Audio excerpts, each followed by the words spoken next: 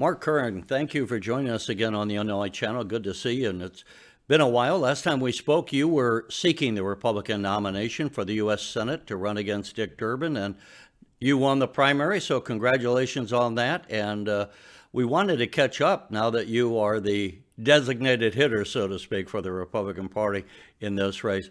Uh, Tell us just a bit, since the primary of March 17. We've obviously, the whole country has gone through this pandemic situation. What have you been able to do, if anything, in your quest to win the U.S. Senate? I made a lot of phone calls. Um, I've been studying what's going on, studying the issues. We're a little redesign on our website. We're getting up with some digital marketing, and every day is full. Terry, I'm still practicing law. I'm still doing all that, and I'm at home with two or three of my boys are at home with us, and my wife Irene, and just they're full. Days are full. So even though there's a pandemic and everything else that's going on, it's not. I'm not laying around all day.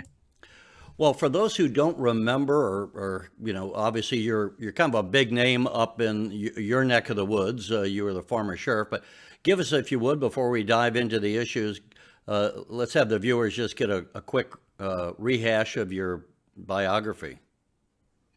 Okay. Obviously, you can see I live in Libertyville, Illinois. I'm married. I have three boys, 22, 20, and 15. The 22-year-old is on the campaign with me. Mark, George, and Peter. We got a dog running around here somewhere. I was a prior county, state, and federal prosecutor, supervisor when Jim Ryan was the attorney general. I tried the first couple sexually violent person cases in the state of Illinois. I helped start up that unit. Then I was a supervisor of gang crimes, trials, and then I went out into private practice briefly. Was elected as a sheriff back in 2006 as a Democrat initially, then as a Republican in 2010, 2014, and 2018. I was the highest Republican vote getter percentage-wise in Lake County in all of those cycles. And, that's, yeah, I think we had a pretty good run as sheriff. We did a lot of things. We took an office that had a lot of problems. We transformed it. We achieved accreditation both on the state level and the national level. We achieved what's known as the Triple Crown of accreditation. And, really moved the ball forward as far as being one of the premier sheriff offices in the country. Let's get into the issues. First of all, what's your beef with Dick Durbin, and to the extent that you decided to make this quest? It's not easy to run for office. You got to go out and knock on a bunch of doors, make a bunch of money calls. What drove you to want to take this on? So you're right. I gave up some other opportunities to do this. Had a chance to be potentially run for judge. A friend of mine that was one of my closest friends was the judge in my area. He passed away recently. Was recruited to run for state rep. Turned that down. Decided to run for this office. What drives me? A lot of things. Dick Durbin's been in Washington, D.C. for 38 years. And I think that these career politicians have destroyed the Illinois. They're terrible for what they've done to this state. The state is at the bottom in every economic category, and I think we got to blame the people that have been there for a long time. I understand it's a national office, but by the same token, he's essentially the leader of the party.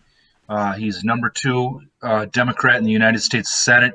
He's a far left partisan. He's lost touch with the middle class. He's lost touch with the small businesses, the working guy. I bring all that. And essentially, I'm somebody that has long had a history of upsetting people by doing the right thing. And the problem with politics in Illinois has been, go along, get along. That's why we have no Republican Party. If we were a football team, we would have fired the coach a long time ago. This is ridiculous. You know what I mean? We're 0-16 last year. Who owns that?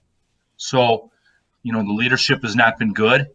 And quite frankly, if I was the coach and the record was 0-16, you wouldn't have to, say step down. We need somebody else. I would step down myself. So I'm somebody that's out there. I'm running very much pro-Trump, want to help the Republican ticket, want to help rebuild this Republican Party in Illinois that so desperately needs it.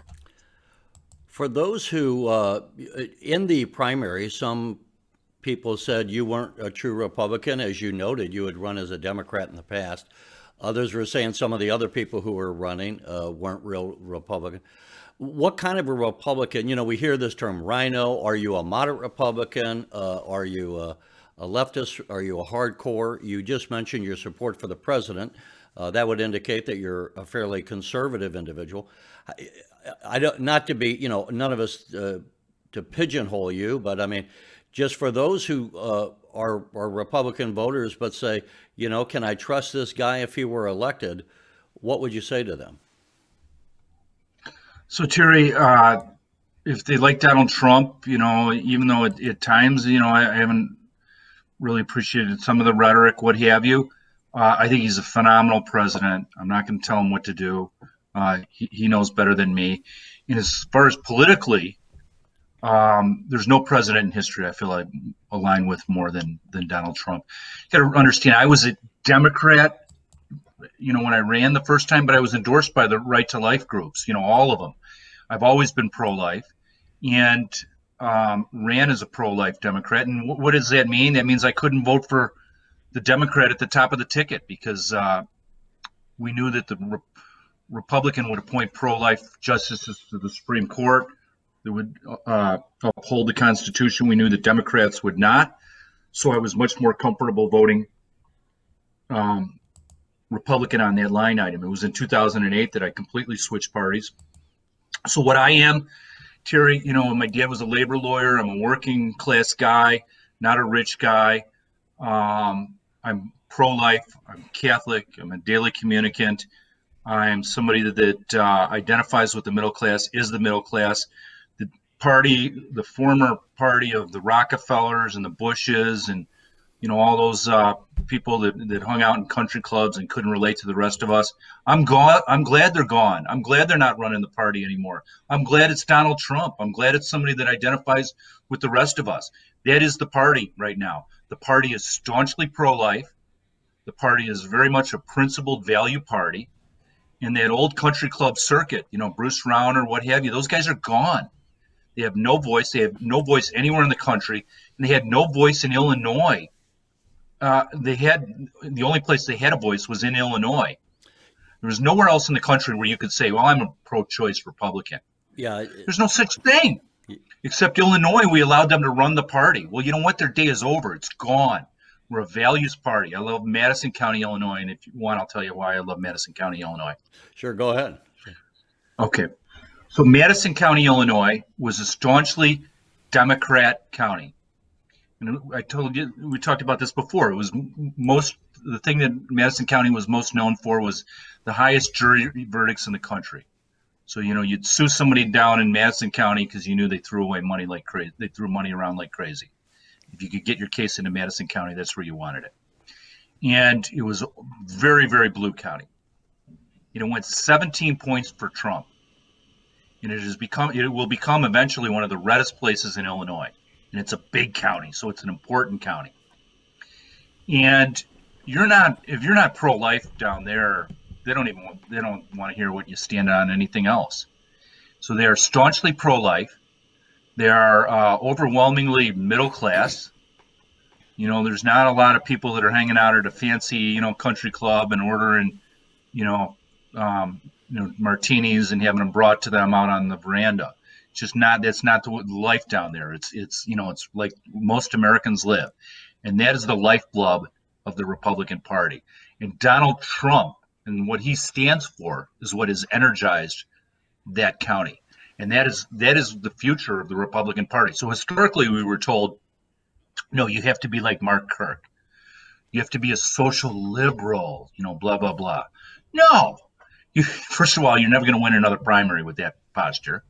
So it's social conservatives that win primaries. And then economically, you know, this business, let's be honest, the big corporations have destroyed the middle class. Let's be honest, there's a huge disparity in wealth and income in this country. Let's be honest, you know, this business of building everything overseas and getting killed on trade. All that's done is help the top 1% of this country. It hasn't helped the middle class. We need to bring jobs. We need to start making what can be produced in America should be produced in America. Not always, but that should be the general rule. We need to start bringing it back here. We need to take care of America. We need to shut down our borders. We need to America first. And ultimately, China. I mean, what can you say, Terry? I mean, Well, that's something I was going to ask. We're in the middle of this pandemic thing as we tape this, and that's obviously opened up a whole lot of issues. I had a conversation just the other day with someone, and I was saying I think some things, good things, are coming from this. In part, is that we didn't know as a country, I think, how much we were reliant on China for our pharmaceutical products. And and then now we also see the duplicity of the communist Chinese in not sharing that this what was going on with this pandemic and then we see the result with people dying around the world and the entire world economy shut down because what the Chinese communists tried to sweep this under the rug. To your how has this, if in any way, how has this changed your view of what to focus on in your campaign for the Senate? Maybe it hasn't changed. I don't want to lead the witness, as they say, but has this exposed any vulnerabilities that you were unaware of? Has this brought up issues that you otherwise would not have focused on, or are your issues that you want to champion in the campaign pretty much the same as they were before this pandemic and the economy shutdown came about? So Terry, what I would tell you is, I think we knew that China was a rogue nation for a long time. I mean, what is it? 400 million forced abortions, 100 million of their own people killed, firing squads and what have you. The great trampler of human rights. The NBA goes over there and kisses their backside. I mean, it's just disgusting. But I think regular Americans know how bad an actor China is and how long they've been such a bad actor. Now, what happened with regards to this virus and this pandemic, Terry, I think uncontroverted is, one, it came out of Wuhan. If you were to bet on it, I would gladly give you very good odds that it didn't come out of the wet market. It came out of the laboratory, and that they were in the process of creating a bioengineered virus that they could drop on the world and that they could use to hurt economies. And somehow, a PhD student is what the best information is, got infected unbeknownst to her, and she went out and infected others, and then they had a virus on their hand. When they knew that, they held the information for a long time, but they prevented, and we know this for certain, they prevented travel from Wuhan to anywhere else in China, but they let travel go from Wuhan to anywhere else. And so we had all kinds of planes coming from Wuhan into San Francisco, into LAX, into John Wayne, into all those California airports where there's a big Chinese population. And their attitude, and I was a trial lawyer, like you said, you don't want to lead the witness. So I would submit to you a reasonable inference, and I'd love to try this case, Terry. I would love to try this case because it's such an evil defendant, such an incredibly evil defendant. And that is the communists that run that nation. So the reasonable inference is that they knew that their economy was going to tank with this pandemic, and they weren't going to go down alone. So they were going to take everybody down with them, and so they unleashed it on the world. What are the takeaways? One, so almost all of our pharmaceuticals are currently produced in China. So that's the big problem. How do we play hardball at this moment in time when China has, when our elderly and everybody else that's relying on prescription medicine to live, to tomorrow needs their pills and what have you? Well, we've got to get out of that dependence as soon as possible, number one. Number two, history will repeat. They're going to do this again. Number three, their end game is to destroy the United States. And they wanted to do so economically. They wanted to be the one great superpower, economic superpower. We know that from the unfair trade, dumping goods, lowering their value of their currency, um, stealing trade secrets, right on down the line. All the things that they've done. So it's a horrible nation. We should not be. We should be trading with our friends, not with our enemies. And why cheap goods, cheap goods. Crooks like Dick Durbin that have been in Washington D.C. all these years, that are beholden to the corporate money, that sit there and look out for these rich punks that run these big corporations. They've taken all of their um, products and moved them overseas to make them a little bit cheaper, and it's killed us. We're in a very bad position. We need somebody that's going to stand up and is going to say enough is enough, and that's Do me. you think, what makes you think that Illinois, you talked about Madison County. I grew up in St. Louis. I will say that when I was growing up, Missouri was a solid Democrat state. In fact, Jack Danforth, who people may recall was in the U.S. Senate, he was elected in 1968. He was the first Republican at that time elected in 25 years statewide. What makes you think that Illinois, that used to go back and forth between Republican and Democrat, but now it's apparently a solid blue state? Obviously, Chicago, with all of its heavy Democrat votes, tends to control the state politically. What makes you think that a Republican be elected statewide? I think we have the playbook, if you will, from Madison County. Excuse me. So we were running the wrong game plan. The game plan we were trying to run was this game plan that we thought was the one that would play well on the North Shore. Where we're all big social libs, um, and all we care about is the economic issues, and really not even the economic issues. We only care about the economic issues as they pertain to the very wealthy. And so that playbook didn't work. We tried that playbook. That playbook's gone.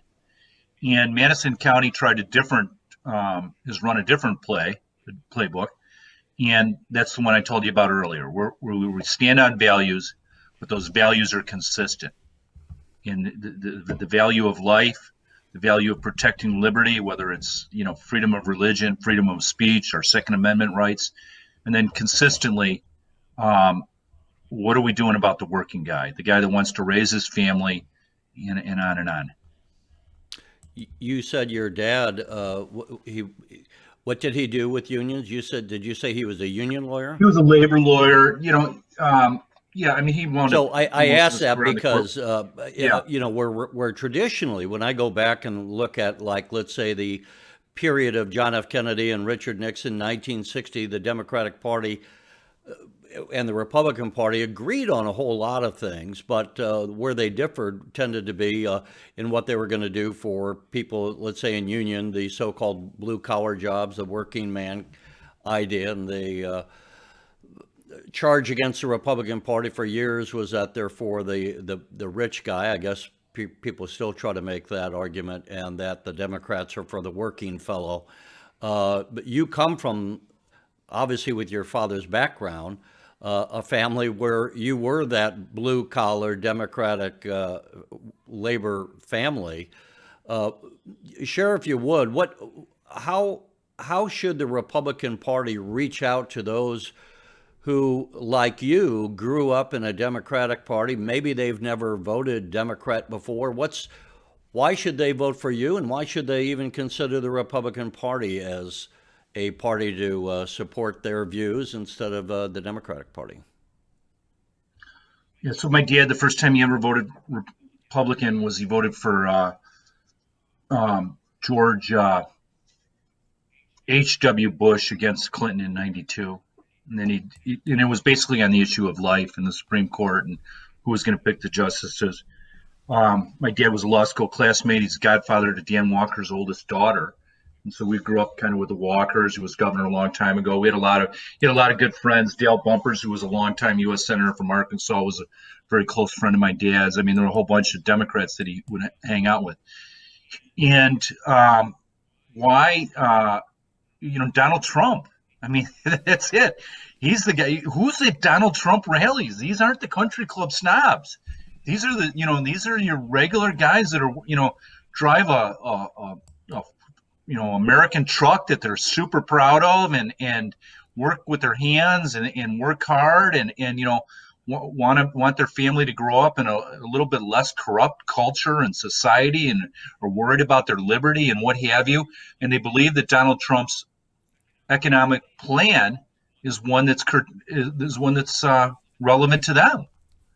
And so unions, it's not all about unions. I mean, let's be honest. The teachers union, I mean, they've held a gun to the state of Illinois' head for way too long, and they've gotten the fat end of this, and that's part of the reason why we're in such a problem.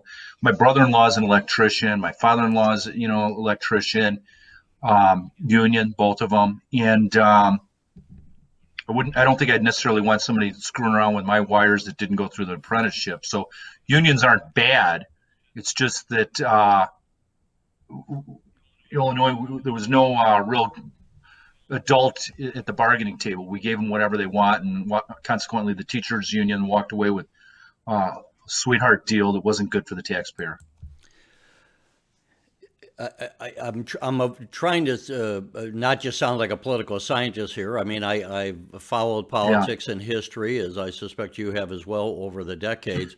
And I do find the Trump phenomenon. I mean, on one hand, he is so divisive for some reason. I mean, I guess we all remember there's always political divisions, but Trump seems to really get under the skin of some people more on the Democratic side more than some of the previous Republican presidents. I bring Trump up, though, in response as you've been bringing him up, but it seems to me that this is a kind of a political earthquake that's happened within the Republican Party, and you've been addressing that it's no longer the country club Republicans, it's more the small business Republicans, it's the lower class, it's or blue collar, I should say, middle class. And so Trump is in front of our eyes, I think, remaking the Republican Party. And it's interesting that you bring that up. Have you had any success as you've talked to people, as you've tried to campaign? Let's talk a little bit about that. In this period of time, hopefully we're all, able to open up the economy before too long. As we tape this, the governor of Illinois has just extended the stay-at-home order through the end of May with some qualifications, which I won't go into. But the point is, it's going to be a while before maybe you can just go out and do the retail campaigning as we would expect you to typically be doing. So when you do the campaigning you're doing now, tell us a little bit more about how you're doing that, and to what extent are you able to make your case? To what extent, when you talk to whomever you're talking to, are you able to? What kind of feedback are you getting? Are people buying into what you're telling us? I think they are. I mean, ultimately, it's death to self.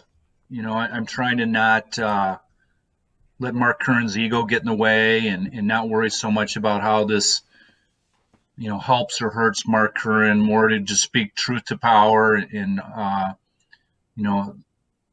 believe that God will bless that. And that's really been the strategy. I feel like I have truth on my side, and I just need to convey it. So I've been doing that. I've been out there. I've made some enemies. I mean, there's no doubt about it. Anybody that wants to go to my videos on Facebook or Twitter, you'll see that I haven't made the Republican leader of the House very happy. I've taken a lot of shots at him, but they're all fair. I mean, what does the guy stand for? Like I said, fire the football coach. If you are out there and all you do is you're the losing party and you're afraid to scream, and instead you're worrying about getting your tiny little breadcrumbs, you're killing us, buddy. You're killing us, because there's no reason why people want to play for your team. So have an identity. And you know what? I could go through countless examples where, that individual in particular has basically sold out the party, has sold out the state to benefit himself. He tells me when I talk to him that he's good friends with Dick Durbin. Well, you know what? If Dick, I couldn't stomach having a meal with Dick Durbin for all he's done to destroy Illinois. So that's a problem. We're in a battle. We're in the worst run state in the nation, and we have the leadership in Illinois, fine with it. As long as they get what they get, they're best friends with Dick Durbin. They love, all these Democrats. Well, you know what? I don't. And the people down in Southern Illinois that are rising up in the General Assembly, they don't like Dick Durbin. They don't like the Democrats. They know what they've done. So the people that historically, like the Republican House leader, they need to go. Get out of here. Vote for him this cycle. I'm telling people to vote for all the Republicans down the line. But the exodus is never going to stop until we start to stand for something and we stop looking like people that have no objective other than to stay in power and to do what I can for myself and my few friends. The president obviously is going to be on the ticket, going to be at the top of the ticket in November, running for a second term. How do you factor his being on the ticket? Is that going to help you in Illinois, or is that going to hurt you, do you imagine? Yeah. So my opinion is that President Trump helps, and I'm going to sell President Trump. And what happened, 4 years ago was Mark Kirk was the only statewide candidate, and he ran from him. He was afraid to speak well of the president, wouldn't say anything about him, and clearly messaged that he didn't want anything to do with him. Similarly, the people that ran for Congress in a lot of areas in Illinois did the exact same thing. They didn't want to appear with the president. 2 years ago, when Bruce Rauner was the top of the ticket, same exact story. So the problem is that we have a media that has defined Trump negatively, and we are in Illinois where it's blue as heck, so that they're going to bomb Trump because he's the face of the party, if you will. Best economy and arguably best economy in American history. Arguably, just all kinds of wonderful things are happening. Jobs are coming back. You look at all the production of oil and other resources that never happened before, or hasn't happened in decades. Look at how we're winning in trade wars. Look at how our troops are coming home.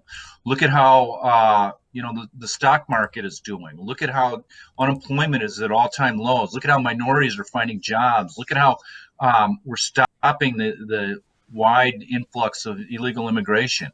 Right on down the line. Terrific president. Tell people he's a terrific president, because you know what? At the end of the day, people, if the top of the ticket doesn't do well, it's going to hurt everybody down ballot. So if President Trump loses Illinois by 17 points, again, we're all in trouble. So that's why I'm out there telling people, you know what? President Trump has been a great president. I'm proud to stand with him. I'm proud to sell his record. And at the end of the day, Terry, people have followed me a long time. They know that, I'm not going to lie. You know what I mean? It's just not worth it. Part of the reason why I'm able to make enemies and I'm able to do all these things is I'm not living for this world. There's a judgment, and I believe that, and that's what my faith tells me. So if I thought President Trump wasn't a good president, I'd say so. I think he's a great president. Before we close out the time, my sin is that I always talk too long and keep people much longer than I should, so I'm trying to fight that. Before we wrap up, let me allow you to kind of make your final pitch to the voters during this interview, at least. And we'd be happy to revisit with you in time. Hopefully, you and other candidates can get out on the stump. And who knows? I mean, this year is so strange. We don't know if we're going to have, Republican Day at the State Fair, Democrat Day at the State Fair. That would be in mid to late August. We don't even know if we're going to have the national conventions joining as they're supposed to at this point in time. But go ahead and before I close out, let's have you just tell the voters, if you would, anything you wish, and if they want to contribute, I guess they can go to your website. Is that it? How? By the way, let me just ask you on the, again, because this is so strange. I'm not one that likes to ask about you know, how much of the fundraising and all that typically. When I interviewed Barack Obama, no one thought he was going to win the Senate nomination, and he ended up obviously winning. So many times media covers things as a horse race rather than giving the candidates the position, the platform, I should say, to talk about their position. So we want to do that. But so if someone wants to support you, what should they do? How do they get a hold of you? If they want to put up yard signs, are you doing that? Let's just talk about during this lockdown, you know, how are you running the campaign, and how can you reach out to people, or how can they reach out to you? So Terry, it's not all about money, you know, I mean, but we need money. I mean, we're having a hard time. So, you know, we're in Illinois where the Republican Party doesn't have any money, and they don't, you know, they're not going to give me any money. So that's, well, the county chairman, well, the county chairmen are wonderful. You know what I mean? By and large, you go throughout the state, and I love the Republican county chairman. But, you know, the state party doesn't have money, and there's not much going on there. Nationally, the races, I'm an underdog, and the Senate has a lot of races that are real tight that they need to protect. So they're not going to take a great interest in this race at this time. LetCurran.com is where you can go to contribute. I'd appreciate anything you can do for me. You know, it's my objective to help the president. It's my objective to defeat the progressive income tax. It's my objective to help down ballot Republicans.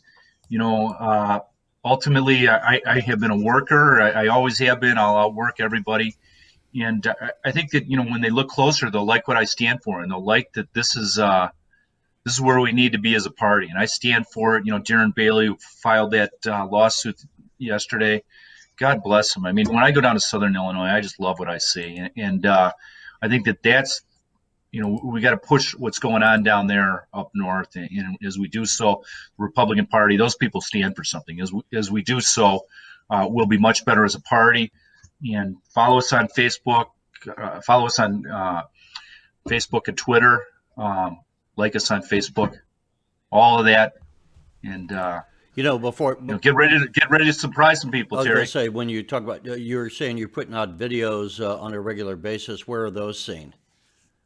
So those are on Facebook, and then I usually wind up sharing them to Twitter. I share them to LinkedIn. So they're under Mark Curran for United States Senate.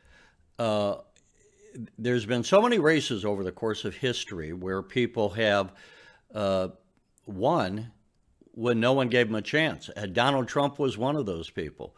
AOC herself on the Democratic side up in New York beat a longtime incumbent in her party to win the primary for candidate. So, and frankly, Barack Obama, when he was running for the U.S. Senate, won the nomination when no one gave him much of a chance either.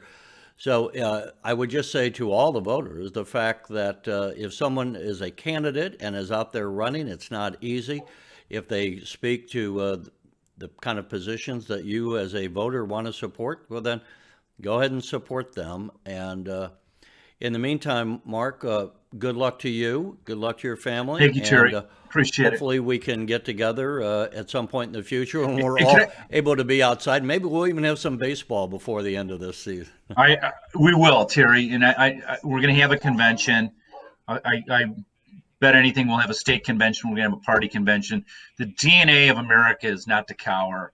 You know, the virus, if it hasn't flattened yet, it's going to flatten in the next week or two. We need to get on with our lives. We need to get the economy going. We need to be brave enough to get back to work. Some people are vulnerable, but you know what?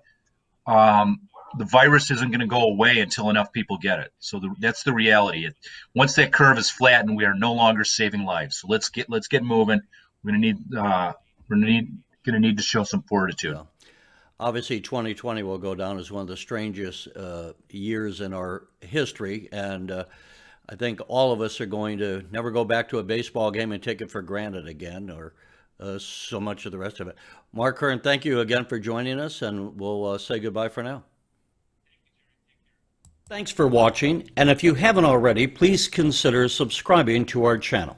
And while you're at it, please leave us a comment. Thank you for watching.